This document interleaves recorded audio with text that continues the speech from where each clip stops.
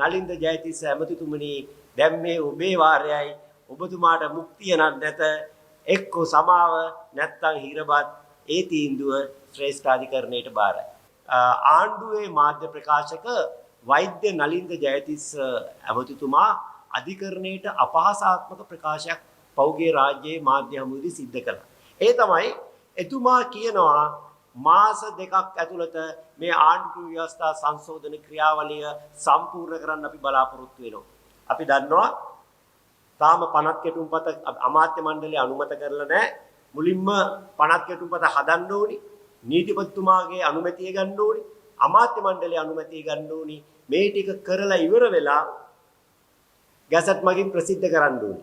Gazette මගින් ප්‍රසිද්ධ කරලා පනත් කෙටුම්පත ජනතාවට අධ්‍යයනය කරන්න අවමේ සති දෙකක් තියන්න ඕනි.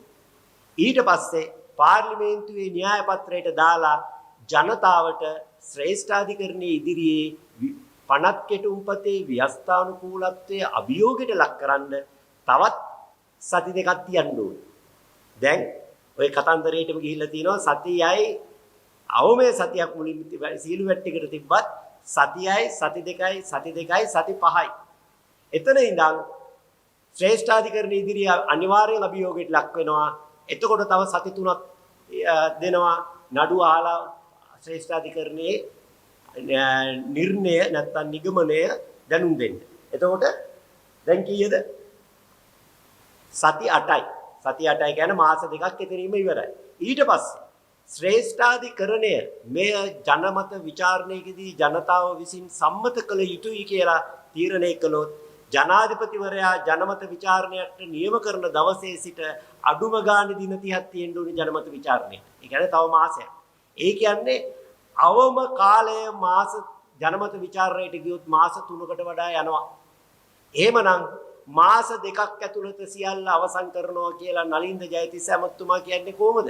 කියන්නේ එතුමා විශ්වාසය පළ කරනවා ශ්‍රේෂ්ඨාධිකරණයේ විසින් තාම පනත් කෙටුම්පතක් හදලා ප්‍රසිද්ධ කරලත් නැහැ. ශ්‍රේෂ්ඨාධිකරණයේ කෙටුම්පත දැකලත් නැහැ. හැබැයි නලින්ද ජයතිස්ස ඇමතුමාට 100% විශ්වාසයි මේ කෙටුම්පත ජනමත විචාරණයට යොමු කරන්න ශ්‍රේෂ්ඨාධිකරණයේ කටයුතු කරන්නේ නැහැයි කියලා.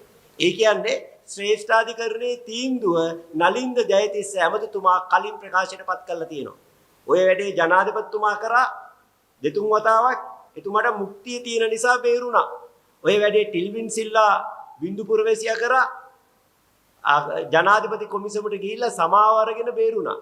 නලින්ද ජයතිස්ස ඇමතිතුමනි දැන් මේ ඔබේ වාරයයි ඔබතුමාට මුක්තිය නැත එක්කෝ සමාව නැත්තම් හිරබත් ඒ තීන්දුව ශ්‍රේෂ්ඨාධිකරණයට බාරයි. ඒ කියන්නේ ඔබතුමාලා පිළිබඳව දැනුවත් කරනවද ශ්‍රේෂ්ඨාධිකරණයේ මේ මෙතුමා අධිකරණයට අපහාස කිරීමක් කරලා තියෙනවා ඒ සම්බන්ධයෙන් පැමිණිලි කරලා ඒ පිළිබඳ පැමිණිලි ශ්‍රේෂ්ඨාධිකරණයට ඒවි.